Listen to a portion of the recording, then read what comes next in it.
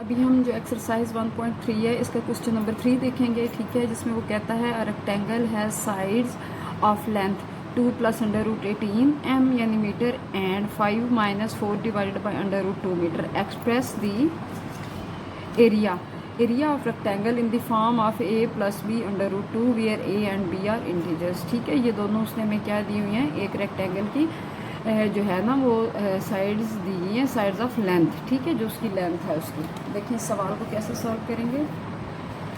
देखिए ये मैंने पहले एक रेक्टेंगल बना ली है, ठीक है, इसमें हमने क्या किया है कि उसने वो कह रहा है कि साइड ऑफ लेंथ 2 + √18, ठीक है। तो ये देखिए इसको हम कहते हैं 2 + √18, ठीक है, और जो दूसरी साइड है वो है 5 - 4 डिवाइडेड बाय √2 m, ठीक है। आपको पता ही है कि रेक्टेंगल की जो साइड्स हैं वो इक्वल नहीं होती, यानी जो उसकी लेंथ और उसकी जो विड्थ होती है वो इक्वल नहीं होती, सेम नहीं होती, ठीक है। तो अब देखिए हम यहाँ पर गिवन डाटा लिखेंगे, ठीक है। ये है हमारे पास लेंथ, ठीक है, लेंथ है हमारे पास 2 + √18, ठीक है, एंड विड्थ, ठीक है। विड्थ क्या है हमारे पास 5 - 4 डिवाइडेड बाय √2 मीटर, ठीक है। अब हमें इसको सवाल को सॉल्व करना है, तो उसने कहा है कि एरिया फाइंड करें, ठीक है। तो ये देखें एरिया ऑफ रेक्टेंगल, ठीक है। एरिया ऑफ रेक्टेंगल हमें पता है कि इसका फार्मूला क्या होता है, लेंथ मल्टीप्लाई बाय विड्थ, ठीक है। तो अब देखें कि लेंथ जो है वो क्या है हमारे पास 2 + √18, ठीक है, और विड्थ क्या है 5 - 4 डिवाइडेड बाय √2, ठीक है। अब ये दोनों क्या होंगी आपस में, ये दोनों आपस में मल्टीप्लाई हो रही हैं, ठीक है। एरिया ऑफ रेक्टेंगल, देखिए अब ये जो 2 है ये इस पूरी ब्रैकेट के साथ मल्टीप्लाई होगा, 2 5 - 4 डिवाइडेड बाय √2। इसी तरह ये जो +18 है ये इस सारे के साथ मल्टीप्लाई होगा √18, ठीक है। अब देखें 10 2 5 = 10। अब ये जो 2 है ना इसको हम इसके साथ मल्टीप्लाई नहीं करेंगे बल्कि मल्टीप्लाई करके लिखेंगे, ठीक है। और क्यों लिखेंगे इसकी वजह मैं आपको जैसे ही नीचे सॉल्व करते हैं तो बताते हैं, ठीक है।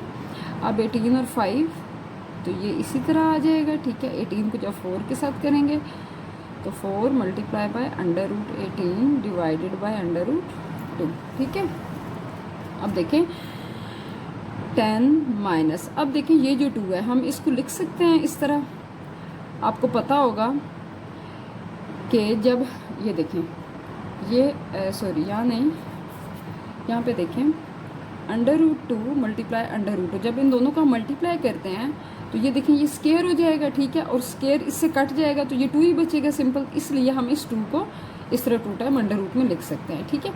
नीचे √2 एज इट इज़ आ जाएगा, प्लस 5 और 18 इनका आपस में कोई ऑपरेशन नहीं हो सकता, इसको हम एज इट इज़ लिखेंगे, ठीक है, माइनस अब ये अंदर आ गया है 4 × 18 डिवाइडेड बाय 2, ठीक है, इसको मैंने ऐसे लिखा है। अब देखें 10 ये एक इसके साथ कैंसिल हो जाएगा, ये हमने इसलिए किया था इसको मोर सिंप्लीफाई करने के लिए।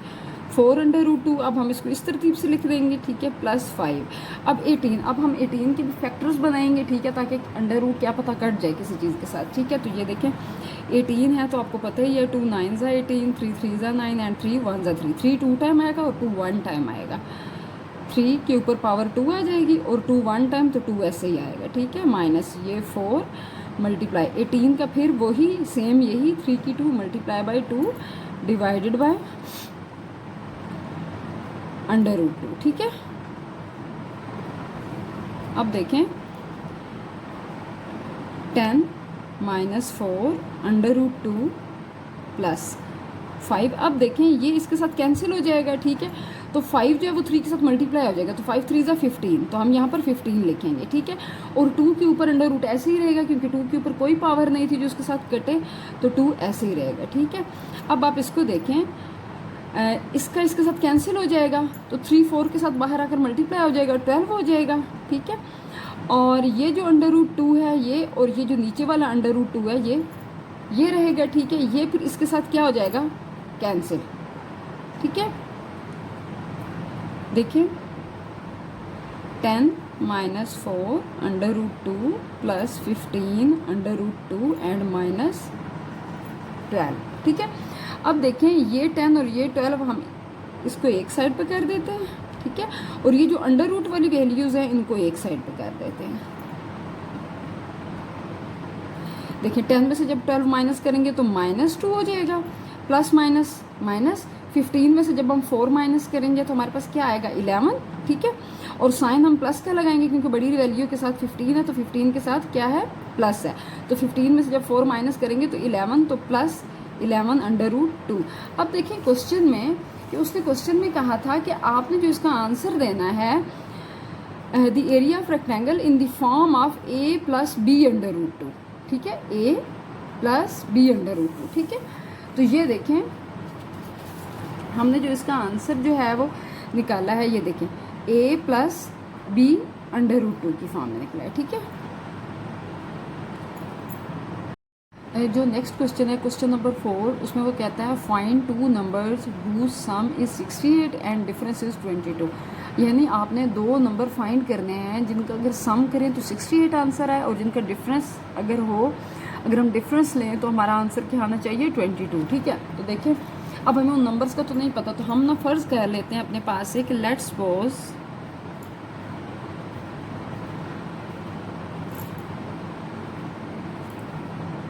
numbers are A and B, ठीक है। ये हमने क्या कर लिया, लेट कर लिया, ठीक है। अब वो कहता है कि हुज सम, जिनका सम यानी जिनको प्लस करें तो 68 है। तो चलिए इन दोनों को हम प्लस करते हैं, A + B = 68, ठीक है। आगे वो कहता है एंड डिफरेंस इज 22, तो इनका डिफरेंस क्या है, 22, ठीक है। ये हमारे पास क्या आ गई, 2 इक्वेशंस आ गई, ठीक है, अकॉर्डिंग टू दिस क्वेश्चन, ठीक है। जैसा उसने सवाल में कहा है हमने उसके सवाल को पढ़ते हुए हमने 2 इक्वेशंस बना ली, ठीक है। अब हम इसको सॉल्व करते हैं कि हम किस तरह से वो नंबर फाइंड कर सकते हैं। तो देखिए इन दोनों इक्वेशंस को हम ऐड करेंगे, ठीक है, बाय एडिंग इक्वेशंस, ठीक है। अब देखें a + b = 68, a - b = 22, ठीक है। अब देखें ये कैंसिल हो जाएगा, ठीक है। ये क्या बनेगा, 2a, और जब हम इन दोनों को ऐड करेंगे तो ये हमारे पास बनेगा 90, 8 और 2 10, 0 लग जाएगा, 1 कैरी 6 7 और 2 9, ठीक है। अब a हमारे पास सिंपल इधर ही रहेगा, ठीक है, क्योंकि हमने a की तो वैल्यू फाइंड करनी है ना। तो 2 इसके साथ जो मल्टीप्लाई हो रहा है उधर जाकर क्या हो जाएगा, डिवाइड, ठीक है। तो जब हम 2 को 90 पे डिवाइड करते हैं तो आंसर आता है 45, 2 4 = 8 और 1 इधर कैरी, तो 2 5 = 10। तो अब हमारे पास ये आ जाएगा 45, यानी एक जो हमारा नंबर है a वो है 45, ठीक है। अब हमने दूसरा नंबर भी फाइंड करना है, तो ऐसा करते हैं कि हम किसी भी एक इक्वेशन में इसको पुट करके a की वैल्यू को तो हम दूसरा नंबर फाइंड कर सकते हैं, ठीक है। अब देखें फर्स्ट इक्वेशन ली हमने a + b = 68, ठीक है। a की वैल्यू है 45 + b = 68, ठीक है। अब b की क्योंकि वैल्यू फाइंड हमने करनी है, ठीक है, तो b यहाँ ही रहेगा, 45 हम उधर ले जाएंगे, ठीक है। 68 एंड -45, ठीक है। अब जब 68 में से 45 को हम माइनस करेंगे तो हमारा आंसर आएगा 23, ठीक है। तो ये हमने दूसरी भी जो है, दूसरा नंबर भी जो है b, हमने वो भी फाइंड कर लिया, ठीक है। a जो है वो हमारे पास आया 45 और b जो है वो है हमारे पास 23। अच्छा, वो हमें क्वेश्चन नंबर 5 में कहता है the weather in Lahore was unusually warm during the summer of 2024, ठीक है।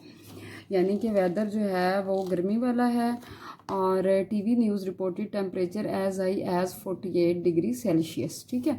बाय यूजिंग द फार्मूला ये उसने फार्मूला दिया है, ठीक है, कि आप इस फार्मूले को यूज़ करें और find the temperature as Fahrenheit scale, यानी ये जो सेल्सियस में उसने टेम्परेचर दिया है इसको फ़ारेनहाइट स्केल में हमने उसको करके बताना है कि ये फ़ारेनहाइट स्केल में कितना है, ठीक है। तो देखें इसको हम यूँ सॉल्व करेंगे। सबसे पहले लिखेंगे टेम्परेचर इन लाहौर कितना है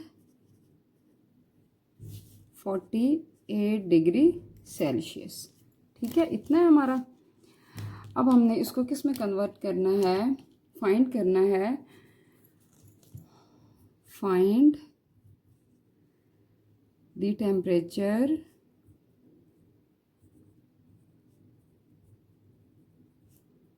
इन फ़ारेनहाइट, ठीक है। फ़ारेनहाइट स्केल में हमने करना है, तो हमें इसका फार्मूला उसने हमें क्वेश्चन में ही दे दिया है, ठीक है। अब हम वो लिखेंगे, वो है F is equal to 9 divided by 5, ठीक है, प्लस 32, ये हमारा फार्मूला है, ठीक है। अब हमने सिंपली इस फार्मूले में वैल्यूज़ पुट करनी है, ठीक है, और अपना आंसर निकाल लेना। देखें मैं इसको यहाँ पर लिखती हूँ, ठीक है। अब देखें 9 डिवाइडेड बाई 5, ये सेल्सियस में फार्मूला है, ये 48 है, ठीक है, तो यहाँ पर हम लिख देंगे 48 प्लस 32 सिंपली, ठीक है। और इसमें हमने कुछ भी नहीं करना। 9 को जब 48 के साथ हम मल्टीप्लाई करते हैं तो हमारा आंसर आता है 432, ठीक है, प्लस ये वाला 32, ठीक है। अब हम जब 432 को 5 पे डिवाइड करते हैं, ठीक है, आपने कैलकुलेटर की मदद से इसको डिवाइड करना है, तो डिवाइड करने के बाद आंसर आएगा 86.4 प्लस 32, ठीक है। अब देखें, अब आपने इन दोनों को ऐड कर देना है। इन दोनों को जब हम ऐड करेंगे तो हमारा आंसर आएगा 118.4। ये हमने फ़ारेनहाइट में जो टेम्परेचर है लाहौर का वो हमने फाइंड किया है सिंपली। ये फार्मूला उसने हमें क्वेश्चन में दे दिया है, और क्वेश्चन में फार्मूले में जहाँ पर सेल्सियस है, इस सेल्सियस की जगह पे 48 हमने पुट किया। 48 को 9 के साथ मल्टीप्लाई करके 5 के साथ हम डिवाइड करेंगे और फिर प्लस कर देंगे उसमें 32, ठीक है। देखिए 48 को 9 के साथ मल्टीप्लाई किया 432, इसको जब 5 के साथ डिवाइड किया तो 86.4, और ये जो 32 साथ आ रहा था इसको जब हम इसमें ऐड करेंगे तो ये हमारा फ़ारेनहाइट में, हमारा टेम्परेचर सेल्सियस से फ़ारेनहाइट में कन्वर्ट हो जाएगा। अभी हम क्वेश्चन नंबर 6 करेंगे, ठीक है।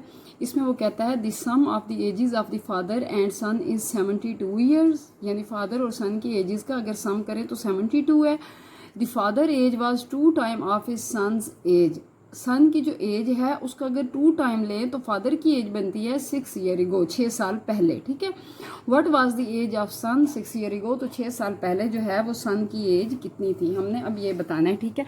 तो अभी हमें नहीं पता है कि हमारा जो है सन की एज और फादर की एज क्या है, ठीक है। तो हम लेट सपोज करेंगे, फ़र्ज़ कर लेंगे, लेट सपोज, ठीक है, सन्स एज, तो सन की एज है हमारे पास x, फादर्स एज y, ठीक है। अब स्टेटमेंट में वो क्या कहता है कि sum of the ages of the father and son, ठीक है। तो अब हम इनका सम लेंगे, x plus Y is equal to क्या आ रहा है 72, इन दोनों का सम, ठीक है। अब आगे वो कहता है कि the father age was 2 time of his son age 6 year ago, 6 साल पहले फादर की जो एज थी वो सन की एज का 2 टाइम था, ठीक है, 6 साल पहले। तो अगर कोई आपसे पूछे कि आप 6 साल पहले कितनी एज के थे, और अगर अभी आपकी जो एज है वो हो 16 ही है, ठीक है, तो 6 साल पहले आप कितनी एज के थे, तो आप उसमें से 6 माइनस करेंगे, यानी आप 10 ईयर्स के हो गए। तो इसी तरह अब हम फादर और सन की एज में से 6 माइनस करेंगे, ठीक है। हम यहाँ पर लिखेंगे अकॉर्डिंग टू गिवन स्टेटमेंट, ठीक है,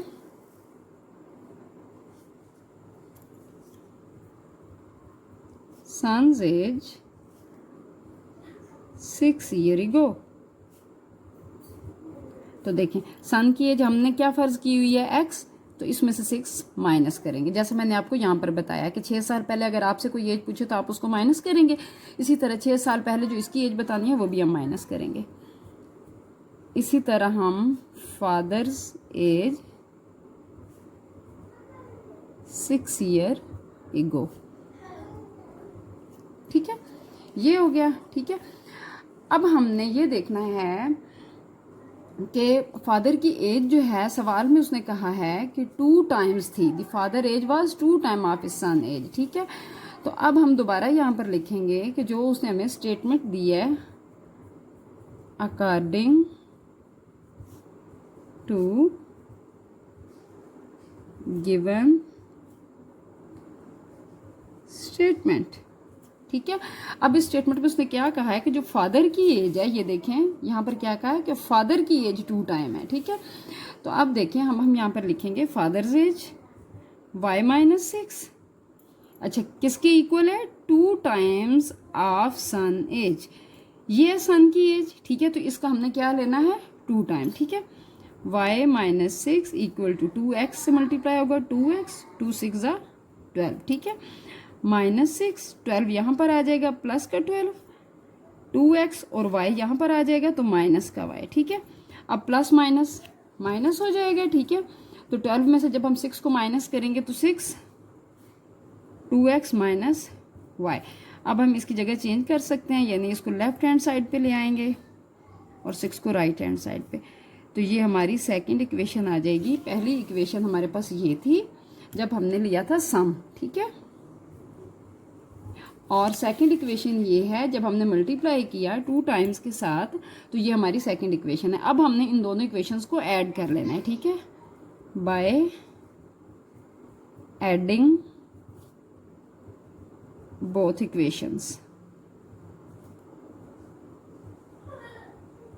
ठीक है, अब हम देखें उनको ऐड करेंगे। सबसे पहले हम लिखेंगे जो हमारी ऊपर है x plus Y is equal to 72। ठीक है,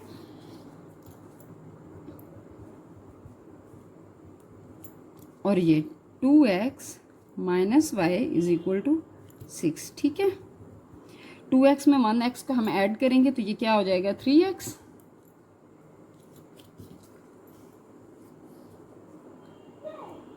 ये इसके साथ कैंसिल। ठीक है, और 72 में जब हम 6 ऐड करेंगे तो ये हमारा बनेगा 78। ठीक है, अब देखें x यहाँ पर ही, क्योंकि हमने क्या फाइंड करनी है, हमने x जो था, x क्या था, सन था, हमने सन की एज फाइंड करनी है। ठीक है, तो x हम यहाँ पर रखेंगे और जो 3 इसके साथ मल्टीप्लाई हो रहा है यहाँ आकर डिवाइड हो जाएगा, तो 3 2 ज़ा 6 1 7 और 3 6 ज़ा 18।